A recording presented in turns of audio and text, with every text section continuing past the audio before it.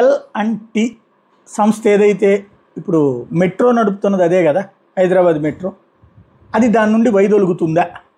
ఇప్పుడు ఈ సందేహం ఎందుకు వచ్చిందయ్యా అంటే, తాజాగా డాక్టర్ సచిన్ రెడ్డి ఒక mention చేసుకొచ్చారు.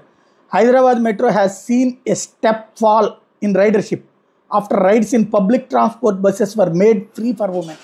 The project has suddenly become unprofitable and L&T is selling off its stakes from Hyderabad Metro. The ramifications of the cheap freebies can be deep and lasting. ఇది ఆయన మెన్షన్ చేసింది. అంటే ఈజీగా ఇక మళ్ళీ తెలుగులో చెప్పాల్సిన అవసరం లేదనుకుంటా.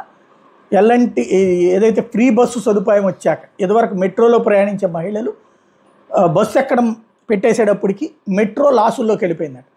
దాంతో L&T సంస్థ తన మెట్రోలో ఉన్నటువంటి షేర్లని అమ్మకానికి పెట్టేసింది. ఆ తర్వాత శాంతం పడిపోతుందని.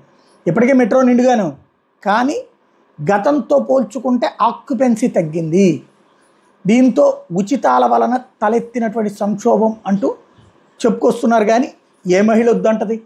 ఫ్రీగా వస్తున్నప్పుడు వద్దులే నేను ట్రైన్ ఎక్కుతానని ఎవరంటారు? టోటల్గా అయితే L&T తన షేర్స్ అమ్మేయబోతుందట.